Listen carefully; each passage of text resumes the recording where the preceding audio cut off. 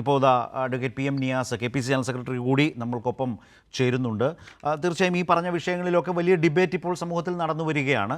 അത് തൽക്കാലം അതവിടെ നിൽക്കട്ടെ. നമുക്ക് ഈ വിഷയത്തിലേക്ക് വന്നാൽ ഇതിലൊരു പ്രധാനപ്പെട്ട കാര്യം ശ്രീ PM നിയാസ്, ഈ തീരുമാനം സംസ്ഥാന തെരഞ്ഞെടുപ്പ് കമ്മീഷണറായി ശേഷാദ്രിനാഥനെ ശുപാർശ ചെയ്യുന്നതുമായി ബന്ധപ്പെട്ടൊരു വിഷയം വന്നപ്പോൾ KPCC ജനറൽ സെക്രട്ടറി എന്ന നിലയിൽ, സംസ്ഥാനത്തെ ഒരു മുതിർന്ന കോൺഗ്രസ് നേതാവ് എന്ന നിലയിൽ താങ്കൾ പറഞ്ഞൊരു വാചകം ഞാൻ ശ്രദ്ധിച്ചു. താങ്കൾ പറഞ്ഞത് അവധാനതയില്ലാതെ തീരുമാനമെടുക്കരുത് എന്ന് പറയുന്നത് ഒരു വളരെ ഗൗരവമുള്ളൊരു രാഷ്ട്രീയമായ മുന്നറിയിപ്പാണ്.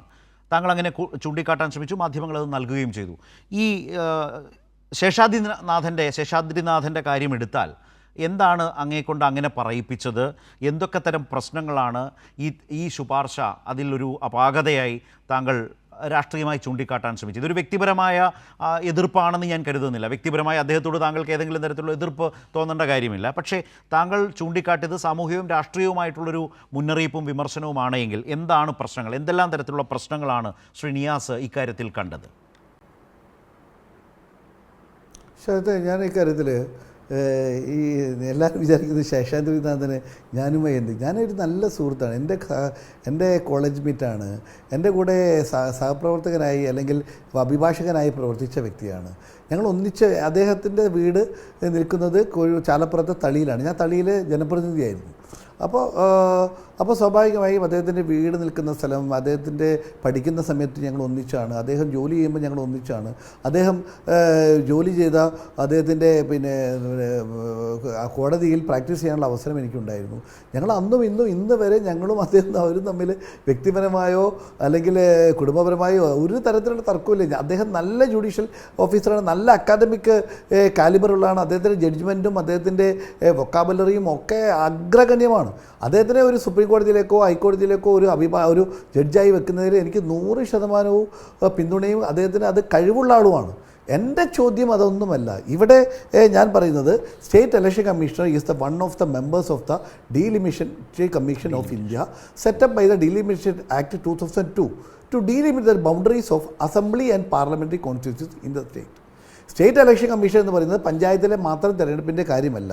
അവിടെ നിങ്ങൾ ആലോചിക്കേണ്ടത് ഡീലിമിറ്റേഷൻ കമ്മീഷൻ ഓഫ് ഇന്ത്യയിൽ 3 ഫുൾ ടൈം മെമ്പർമാരാണുള്ളത്. അതിലൊന്ന് ചെയർപേഴ്സണായിട്ടുള്ളത് ഒരു സുപ്രീം കോടതിയുടെ റിട്ടയർഡോ അല്ലെങ്കിൽ നിലവിലുള്ളതുമായ ഒരു സുപ്രീം കോടതി ജഡ്ജ്. അത് സെൻട്രൽ ഗവൺമെൻറ് അപ്പോയിൻറ്റ് ചെയ്തതാണ്, BJP ആണല്ലോ. 2 ex officio member chief election commissioner. അത് ചീഫ് തെരഞ്ഞെടുപ്പ് കമ്മീഷണറെ നിയമിക്കുന്നത് നമുക്കെല്ലാവർക്കും അറിയാം, BJP ആണ്. മൂന്നാമത്തതോ ex officio member Kerala state election commissioner of the concern state എന്ന് പറഞ്ഞാൽ ഇപ്പോൾ വെക്കാൻ പോകുന്ന ആൾ. അപ്പോൾ 3 പേര് മാത്രമാണ് ഡീലിമിറ്റേഷൻ കമ്മീഷനിൽ ഉണ്ടാവുക. അപ്പോൾ 2 പേര് ഓൾറെഡി BJP ആണ്. മൂന്നാമത്തെ ഒരു സംഘപരിവാറുമായി ബന്ധപ്പെട്ട ഒരാൾ വന്നാൽ നമ്മളുടെ അവസ്ഥ എന്താകും? താങ്കൾ പറഞ്ഞത് ശരിയാണ്. എൻ്റെ ബോധം ഇപ്പോൾ CPM ഭരിച്ച 3 സ്ഥലങ്ങളിൽ നിന്നാണ് ശരത്ത്, അതൊരു സത്യമാണല്ലോ. കഴിഞ്ഞ കാലങ്ങളിൽ CPM ഭരിച്ച 3 സ്ഥലങ്ങളിലാണ് ഇത്തവണ BJP വിജയിച്ചിട്ടുള്ളത്. എന്നാൽ 3 30 ആക്കിയേക്കും. കാരണം എൻ്റെ കോഴിക്കോട് ജില്ലയിൽ ഞാൻ പ്രതിനിധാനം ചെയ്ത ചാലപ്പുറത്ത് നേരത്തെ 8000 വോട്ടുള്ള ചാലപ്പുറത്ത് 800 വോട്ടാക്കി അത് ഇത്തവണ മുറിച്ചു കൊടുത്തത് ചാലപ്പുറത്ത് BJP ജയിക്കാനാണ്. അങ്ങനെയാണ് ആ ചാലപ്പുറം BJP ജയിച്ചിട്ടുള്ളത്. അവിടെ തൊട്ടടുത്തുള്ള എൻ്റെ വാർഡിൽ ഞാൻ മത്സരിച്ച ഭാഗം അത് 13,400 വോട്ടായി ഒറ്റ വാർഡ് മാറുകയാണ്.